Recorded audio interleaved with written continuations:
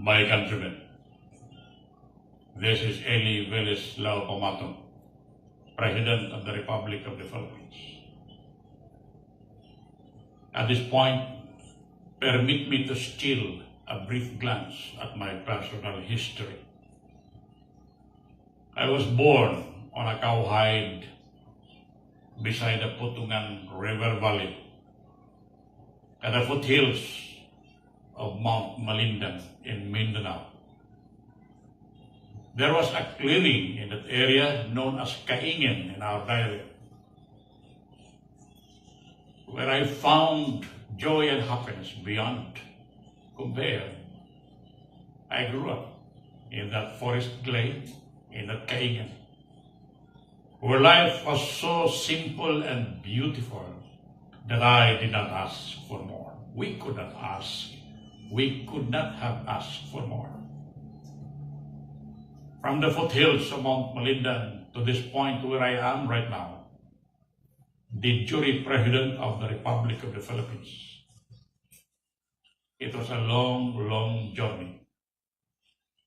And I never thought, not even in my wildest dream, that I would have the opportunity to call myself President of the Republic of the Philippines. Although there were many who prophesied my becoming president, maybe about 80 or more of them. One of them who used to call me Mr. President is Senator ELLY. Every time we meet, he calls me Mr. President. Well, I thought he was joking, but now, Eddie, you are not joking. I am the President of the Republic of the Philippines. And thanks the God of all gods, the Lord of Lords, for giving me this opportunity to save my people, my country from the jaws of communism, to recover all lost properties from Sabah to Ito Aba, to recover the Philippines from the jaws of the dragon, now occupied by 3 million soldiers, and is going to be occupied by 500 million more. China has resorted to a different warfare, pursuing the idea of Sun Tzu in the art of war, to win a war without fighting. A very rare kind of approach, but it's working for China. What is China doing? China is conquering the world by lending money to poor nations, all the money that they need. And when that poor nation cannot pay anymore, they will foreclose the nation or claim ownership over the nation. Of course, who does not want to borrow money? They are borrowing as much money as they can because they're poor. And if you check the internet, the information highways, you will realize that nations like Sri Lanka and many other countries mentioned there, and now including the Philippines, are being possessed by China because of too much debt owed to China. Yun ang nangyari sa Pilipinas. Pinautan ng pinautan. Ginamit itong baliw. At milagro naman sa Pilipinas kasi yung armed forces, yung mga intellectual sa bansa, sumusunod sa taong sinasabi na niyang baliw ako. Indirectly sinasabi niya, pati anak ko, nirep ko. Sinasabi niya, I'm better than God. Sinasabi niya, I am the new Satan. Kung ano-anong kalukuhang sinasabi, ano-anong sinungaling, sabi niya, out of 5 statements I made, 3 or 2 diyan hindi totoo. Sinusunod pa rin ng armed forces. Sinusunod pa rin ng mga tao. Ay, sinong baliw dito? Yung baliw na sinusunod? O yung nagsunod ng baliw? There is collective insanity or lunacy among the Filipino people. People can be insane. And people can lose their country if they do not take care of themselves, like the Jews lost Israel for more than 1,000 years. Countries can be dissolved in the darkness of lunacy and insanity and incompetence of the people living in that country. We can lose the Philippines. We are in fact losing the Philippines. Because we are following an insane person named Rodrigo Duterte. He's saying a lot of things that are not true, but people are believing him.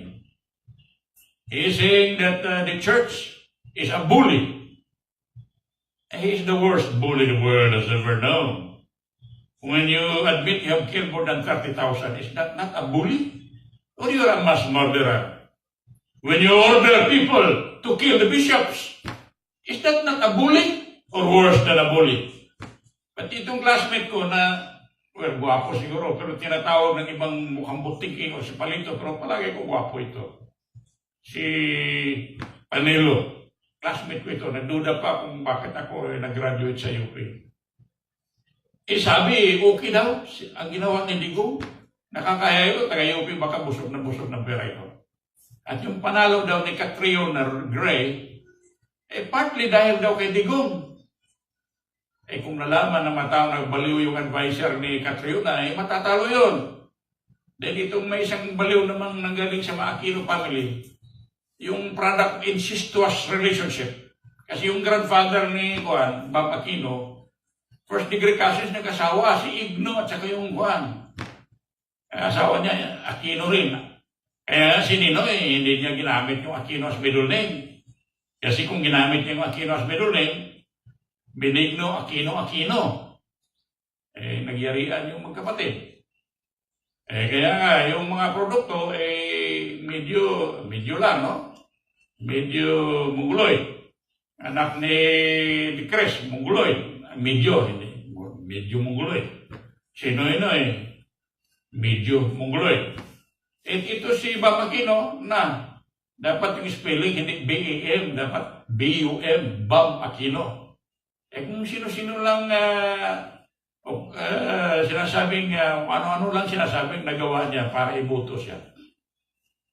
So again, I repeat, from the foothills of Mount Malindan to the point where I am, from the commanding heights of the de jure presidency, I am grateful to the God of all gods for giving me the opportunity to call myself President of the Republic of the Philippines, in fulfillment of the prophecies of many poor people who think I should be and must be the President of the Republic to save the Philippines.